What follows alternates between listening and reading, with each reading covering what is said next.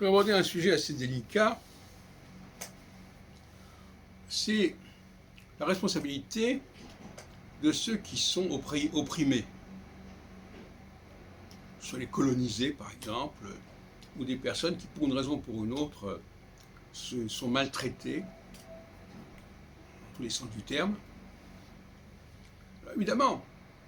la responsabilité de ceux qui les oppriment et qui les maltraitent est évidente, mais on pourrait quand même se faire l'avocat de ces gens-là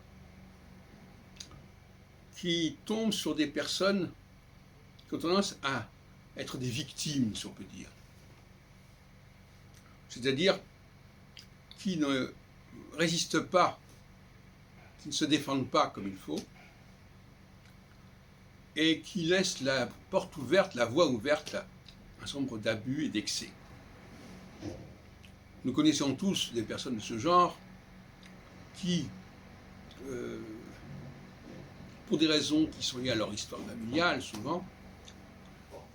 ne font pas tout ce qu'il faut pour se défendre et pour maintenir leur position. Et dès qu'il y a un certain type de signal, adoptent une attitude qui va les victimiser, sinon les stigmatiser. Ça peut être dans le domaine affectif, ça peut être dans le domaine professionnel, peut-être que ça peut se traiter par la psychanalyse, mais quand on a ce poids karmique, si on peut dire, consistant à se résigner à un certain sort, alors que d'autres personnes dans la même situation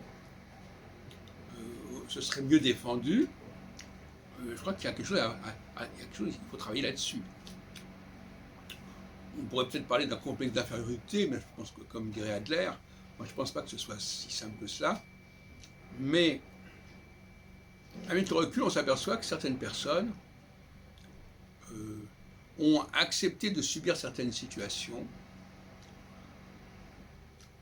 qui n'étaient pas forcément acceptables et qui n'étaient pas forcément fatales,